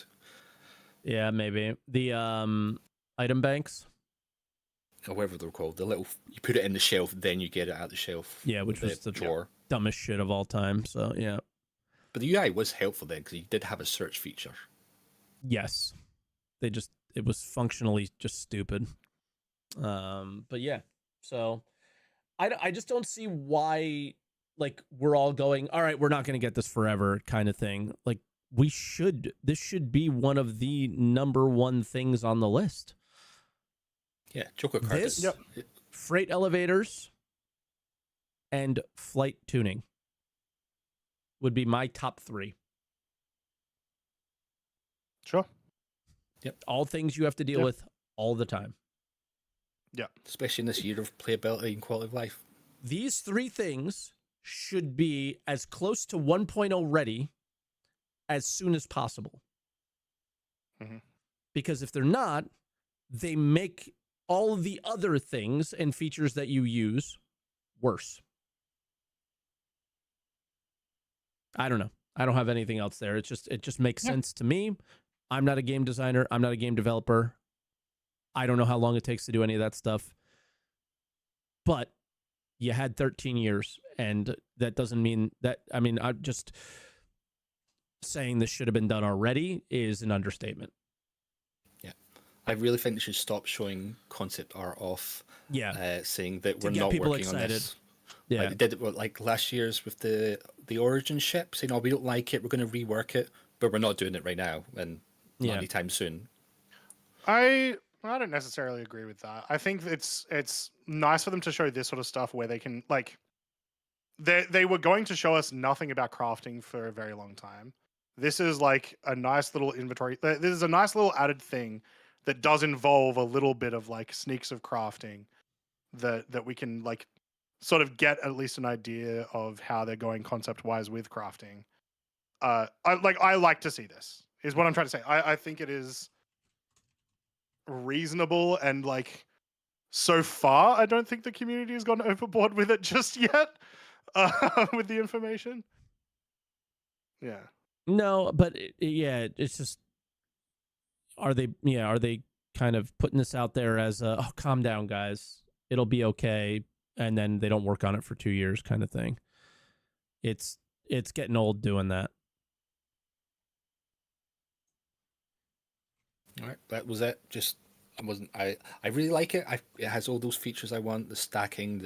I mean, to be honest, see if they just did stacking this year, I would be happy. Yeah. I like it's annoying if I stack, especially with like all of the items that we've got to start procuring for Wicklow and all this sort of stuff. Just give me a stack all. Yeah, it doesn't make any performance. sense.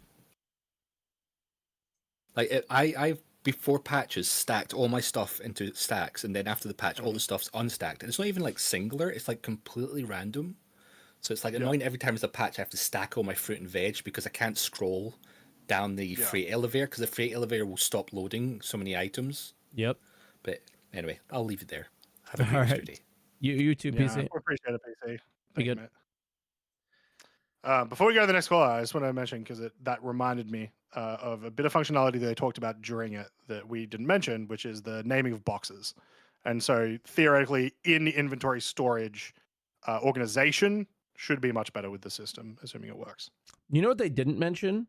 Like any org ability to interact with your freight out, but he's not a freight elevator guy, so yeah, it was very like just personal inventory. Yeah, would love to hear more on the sharing with people. All right, let's bring in our next caller then. Space Monkey Business. Space, can you hear us? Oh, you on Space? Now I'm unmuted. Sorry, guys. Yes. All good. All good. Howdy. All right. I'm good. How are you? Good. Yeah, right. Starting to fade. Just except you. Just one remark from the SCL because I think Nick dropped it. The word player run economy, which he tends to. says, yeah. So sounds good. Far away from the 80-90% NPC run economy, so that's what at least Mike wanted. So yeah. They said that. They've also mentioned like player track. Last week we talked about something about player trading being a priority for them, so they're on it. I heard, Nick looks at UEX a lot, and like that stuff is like interesting to them, and it should be. So yeah, I'm excited. That is great info for them. I actually didn't think about that, of like them trying to figure out how players value certain items currently, right? Yeah, and I definitely need a Mobi-Glass to support you handling, finding all this stuff. Yeah, until we literally get UEX in the game. UEX is actually also a good tool for CIG. Would be cool if they name it UEX in the Mobi-Glass, like the UEX app. It'd be a cool shout out, honestly. Yeah, they would deserve it. Cool. I think I recall the guy from UEX like DMing me 3 years ago and being like, "Hey, we have this cool thing that, if you want to highlight it, you can." And I just like was like, I don't see the point of this right now, so I didn't. And the moment Wicklow happens, it's like, now there's a point, and it just blew up. And all of a sudden there's a player economy. And what it really highlights is the inflation that's in Star Citizen so bad that everything on UEX is so much higher in price than anything else you buy in the store. What a bit sad is that I think they strip a bit too much away from players, economy-wise, because I love the what's it called? Those mining salvage missions, where you got a bunch of ships and find a lot of loot in them. This big mission for 50, 100k, which was also in Pyro, where you could find Weevil eggs. They took it away. Then you also strip down the loot from the combat missions, the protective missions, the stuff you find in cargo ships, because that was a good source for the Polaris bits, the Quantanium. They stripped it away. It's like, come on, guys. Don't overdo it. And I think I just wanted to came here to remind you the remark of the economy. And I did the worm for the first time yesterday. Oh, how'd it go? Nice. It was a lot of NPCs. I mean, from the videos I saw, I was like, what the hell is going on? So much. Yeah, if you get a good server, they don't stop. Like, no, you clear an area for maybe 15 seconds. It was crazy. I was just like, okay, I'm glad I took a 3,500 shots for the FS9 with me, because I nearly used everything. You trip over bodies. There's so many. Yeah. It was amazing. I was like, whoa, okay. And when it came to the worm, I was a and there were also a lot more of the middle and small size worms. I think a bit too much because, and then other players came and killed at least me, and then I respawned in Orison, so I couldn't get, or I didn't want to get back because I ran out of time. Yep. But until that point, it was pretty good. The performance was okay-ish. Desync is still an issue, so that would be also a quality of life update for me, getting rid of the desync. But Yeah, I liked that's it. a I liked the free-fly current presentation. issue more than anything. Ah, okay. I took a break from Star Citizen, so I'm not really up to date. But I enjoyed it. I enjoyed the music, the presentation, the performance. Thumbs up from me so far. All right, that's it for me. I just wanted to came in and say, hey, I'm still alive. I'm coming sometimes. Yeah, appreciate it. We always get concerned when our third co-host doesn't rock up. Yeah. Oh, thank you. This was the shortest Space Monkey business call of all time as well. So true. You said that last time. I remember that. So it's shorter again. You're just breaking records now. You're being good. Good for the other callers. Exactly. All right, brother. All right, we'll catch guys. you soon. Bye. Bye now. All right, our next caller is Mr. Smurfenstein. I don't know if I could fit that in. Smurfenstein. What a name. How's it going? What's up? Going good. Croncy, congratulations. Thank you very much. My daughter was actually just born on Wednesday. Very excited. Nice. Congrats. Yeah, actually, real quick, wanted to mention a lot of people that play this game make the joke of, oh, I can't wait for my grandkids to enjoy playing it. I unironically said to my wife before and after, I am going to make sure my daughter likes Star Citizen because I need crew members for my ships. Yeah, right? I need turret gunners.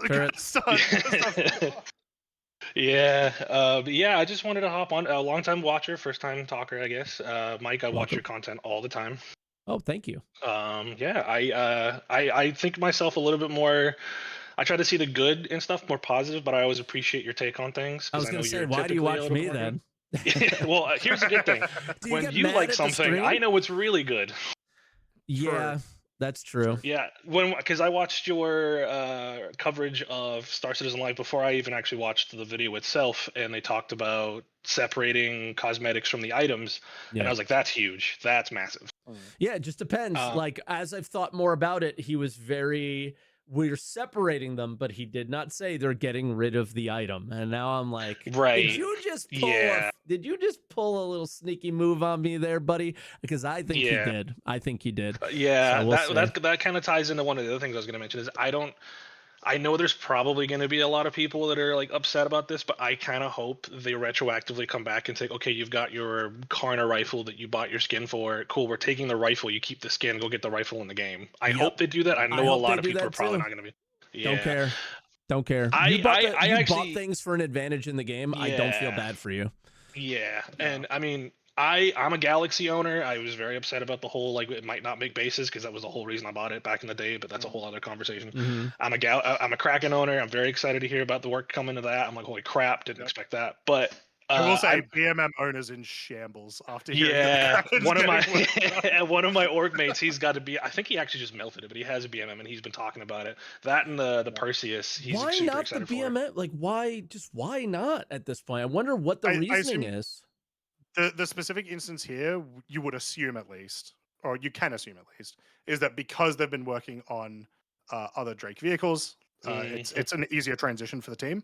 So they can do it faster, right? Got it. Got it. Makes sense. Let me ask you guys something. How do you feel about this? How do you feel if they were just like, screw the gameplay, just put every ship in the game, you can go fly it around and have a joyride, and then eventually we'll get to adding the gameplay. You get your BMM, but you can't. Well, yeah, true. But I'm saying, because I've heard the argument, no BMM because no player-to-player trading or whatever, because it's supposed to be a flying marketplace, and I'm like, okay, that makes sense, but just put the ship in the game, and then we'll get the gameplay later. I know that's been a thing. People are upset about it. I understand that, but one of the things I... Go ahead. No, you go ahead. One of the things I put... No, you're fine. I'm actually kind of changing topics slightly, but one of the things I put on Spectrum that people gave me pushback on was an idea that I had of okay, once crafting is in the game and as reliable as we can expect it to be, I feel like what they should do is take all of your store purchase ships that are not starter ships and give you blueprints. You lose the physical ship at 1.0, you get a blueprint and you have to craft it. That way you don't have people flying around in Krakens on day one and you've got all these people that are saying, hey, I'm going to wait till Star Citizen comes out to play it. Why the hell is everyone flying around in an Idris? Yeah, we'll see. I don't know if they'll get away with it. They'll never do it, I don't think. Yeah, but... I could like, definitely see a lot of people being be... like, I paid money. Yeah, exactly. Like I would be okay with it. I'm fairly sure a lot of the community would not. Yeah. And then I want any MMO. I want the day one MMO experience. It's the greatest thing in the world. People just don't get it, and they don't realize that it would be super awesome. I wouldn't even care if it was like a timed release kind of thing. Like you'll get it. Yeah. Everyone gets it at the same time, but you get it. You get your Connie a month from now. You get your Idris 2 months from now, or something like that. That would be ridiculous as well. I think people would get super upset, but I just want that first like 2 weeks of an MMO, because there's nothing better in the world than that. There really isn't. I had crap. I can't remember what ship it was. I had a ship that I paid real money for that was a mining ship. It was a mining ship. And I was like, you know what? I'm gonna melt this and get a golem instead, because I don't want to have like a mid-tier mine. Like I want to start out at the beginning and earn my way up. Like I stopped buying ships after the Kraken. One, because it was so fucking expensive, and two, because I was like, I don't want to buy this game end game. I want to play the game.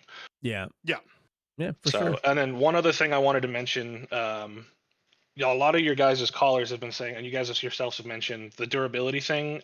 I would be really surprised if when crafting comes, they didn't add a repair feature for your items. Of course. Right. And there's two ways you could do it, because my friends and I are recovering Tarkov addicts. I know, Mike, you watch a lot of Tarkov. We were obsessed with that game for a long time. We've put it down because of the cheating problem and the way they run that game. Anyway, I'm thinking about picking it up. I would highly recommend you probably do PvE and not PvP, because the cheating problem is so bad. Honestly. Okay. Yeah. My friends and I mean, you're gonna find this out when I tell you I have a Kraken. I bought Tarkov for all of my friends, and then I bought PvE, so it was really expensive. Yeah. We've been playing PvE forever, and I was like, you know what? It's a new wipe. Let me hop in PvP. Let me do a little scav running. Let me see if I get something. First interaction in PvP, I got killed by a cheater. First game, I was like, you know, I'm done. Yeah. But yeah, he's in cheater queue, Mike. That just yeah. Dude, oh my god. And then that whole video anyway, but so my frame comes a lot from the Tarkov gameplay to try to apply a little bit of it to Star Citizen. I know it's very different games, but when it comes to like the inventory UI, you can agree or disagree. I personally think Tarkov's inventory UI is the standard. I've played other games that are Tarkov-esque, and I just can't get into them because the UI for the inventory is not Tarkov standard. Yep, I agree. The Tetris so I think just works. It makes sense. CIG has a mixture of Tetris and this weight thing, and it's goofy and weird because it doesn't actually. You can't visualize it. Tarkov allows you to visualize like it is 4 boxes long, and CIG just did do that, so it's hard to understand. Why doesn't my FS9 fit but my sniper rifle fits? This one looks way longer. I don't understand, and it's become very confusing from that standpoint. One other thing, because I'm like the town crier for my friend groups, but I keep up to date with all the game news. Tarkov's actually changing their inventory system a little bit, where you're no longer going to be able to stack backpacks as much as you can right now. Oh, nice. That's good. They're just going to auto delete it. They've put out a bunch of warnings on their social medias. If your game still has it, they're just auto deleting everything after 7 stacks. Oh, that's funny. Okay. But I'm gonna hop off here so someone else can talk. But one thing I want to say real before I go, I just checked. I've owned Star Citizen since May 3rd, 2013. I was a sophomore in high school. I have now had a 10-year active duty military career. I have a child. I'm married, and I have just sold my first house. Yep. Sold your first house. From Giga Chad gamer to Space Dad. Yeah. All in the same process. Yeah. Pretty soon I actually bought it back then. Go ahead. I was gonna say pretty soon you're gonna be begging for only PvE content. Right.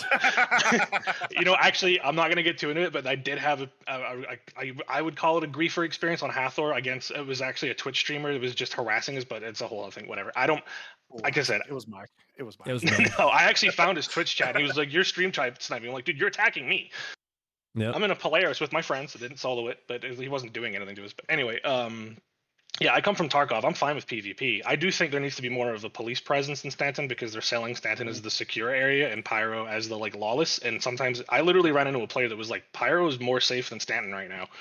I think A you'll lot of like times the it next is. patch. I think Yeah, you'll like hopefully. 4.2.1. It looks like they're Yeah, I'm starting to do hoping. that. I want to see like I think someone called me up for saying this, but I want to see like a Grand Theft Auto style. Like you're shooting up people in Hathor and getting a crime stat. I want to see the UEE show up in I don't know like a Gladius or something or like a ship to be hey stop doing that, and then you can kill them and get a higher crime stat or you can run. But that's a whole other conversation. I've been talking for a long time. Yeah, could be. Yeah, they are doing that again. Just quickly. Yeah, that, good. That used to be a thing. At the I never knew it stations, got though. taken away. Yeah, that's at the Yeah, stations, right? They're not Yeah. expanding out into the other areas of Stanton It's system. just to It's just protect like, their little yeah. event. We'll see if they expand Yeah. it to the rest of the game. Hopefully Yeah. it works for the little event. It's not too crazy and it's not too overreaching, and then it can translate to the other Yeah. game successfully. I can but we'll see. I can already see there being issues with glitches and being like, oh, I got a crime stat for parking somewhere, and now the UE is sending an address after me or something like that. Always. But, you know, Always. Oh man, that's just the nature. That's literally what the system was before. Yeah. Like CS 1 and 2 didn't Yep. matter, right? And then you Yeah. get Back stuck in the in day, when prison. it was like, whoops, I accidentally smashed into a guy, and now I'm just screwed. Yep. I bought, like I said, I bought this game back in 2013, and I put it on a shelf until like 2 years ago. So there's a lot of trauma that your community has been through that I have missed because I was like, I don't even have a PC that can run this yet. This is an investment in my future. Yep. Yeah. Yeah. All right. Well, it's been a Welcome. pleasure talking to you guys. pleasure. I'm going to keep watching. I might jump in again on another call sometime in the future. Congratulations good. again, and I'll see you guys soon. Yeah, we hope Thank you you very do, much, man. It was mate. really good. Yeah. Thanks for calling, man. Have a good Yeah. one. Catch ya. Have a good one, mate. All right, Mr. Smurfenstein. First time, hopefully a long time. We'll see.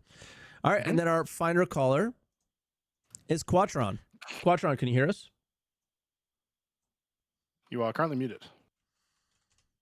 Greetings, lovely citizens. Cutatron Greetings. here. How you doing, Cutatron? How you doing? Wait, how do you pronounce pretty it? Cutatron. Cutatron. Cutatron. Oh, I'm Yeah. sorry.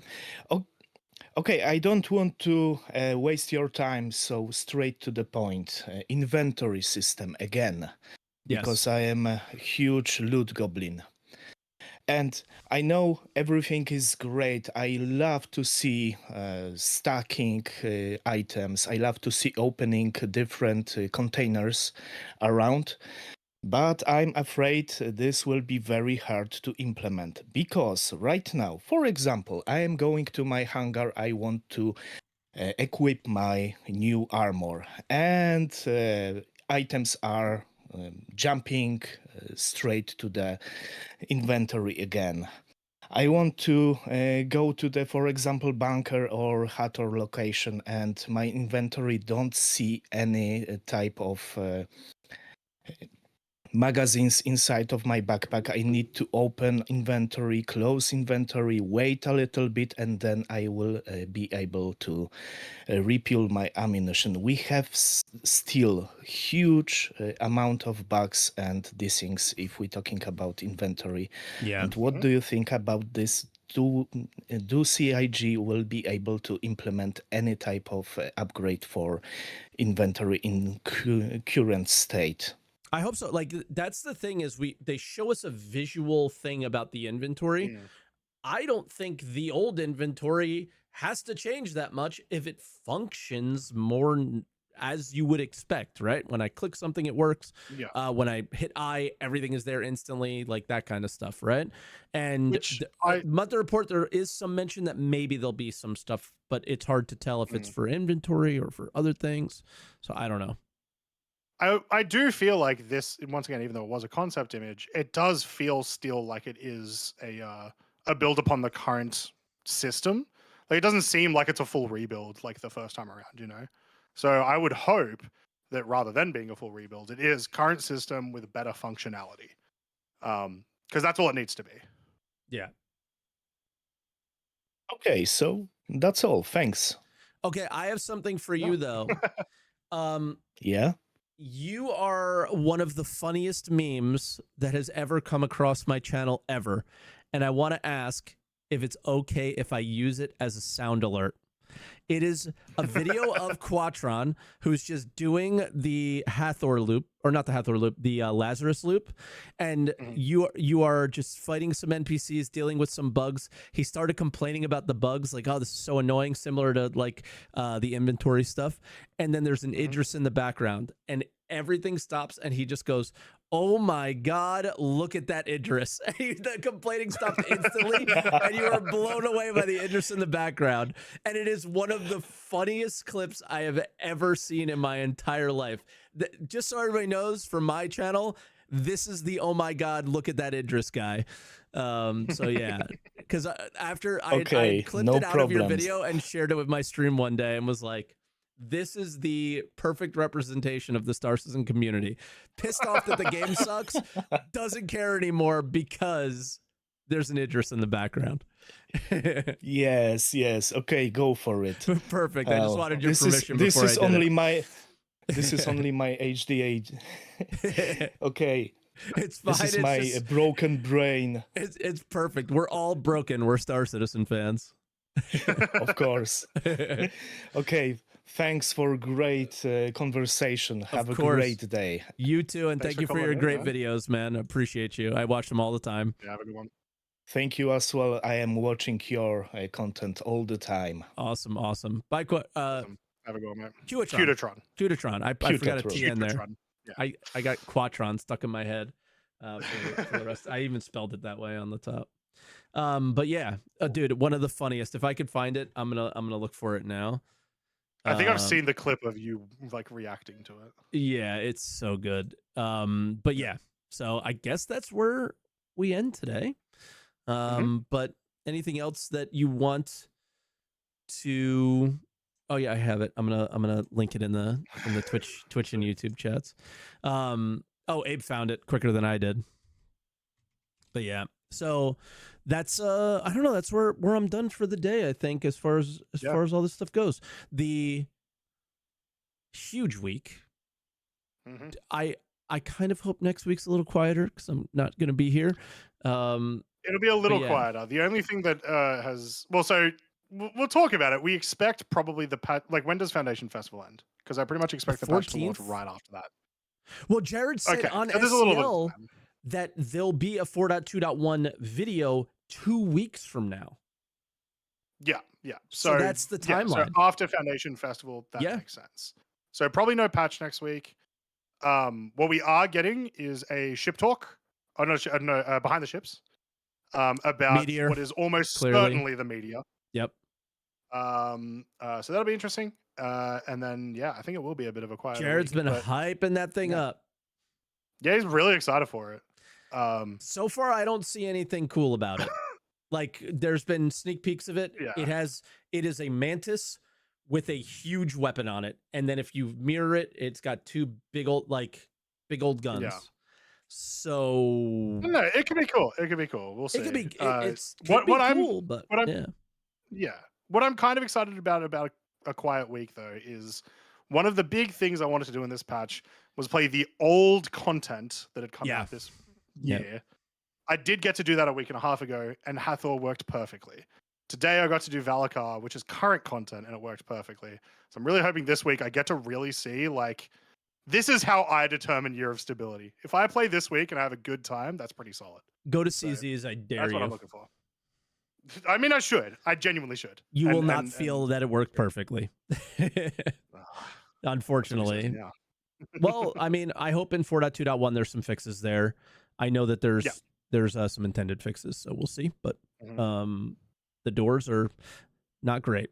The doors are not fun to use, and everyone's glitching through them and all that stuff. So there's still a lot that needs to happen around there. But Hathor deals with that less, and Lazarus deals with it even less. So that's good. Yeah. But yeah, I'm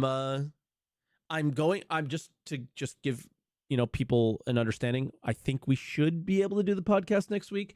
I should be streaming. This is all internet dependent on my parents' internet. I have no idea how it's going to be over there. My brother my brother got me into streaming, and he had so many issues when he was living there. So I don't know, but the hope is that we will. So we'll see. Yep. We'll let you guys know. Yeah. But for this week, well, first off, make sure you subscribe to Twitch if you're watching. Subscribe to the YouTube channel if you're ever on Twitch on either myself or Mike's channel. Make sure you give us a follow so you can watch more of our You absolutely can subscribe on content. Twitch though. You can also subscribe on Twitch. That'd be cool. You got a Prime? Make sure you Prime. They're Prime to someone better than us. And then also, of course, don't forget, Mike, to answer the call. I did it. I did the end this time. You did it.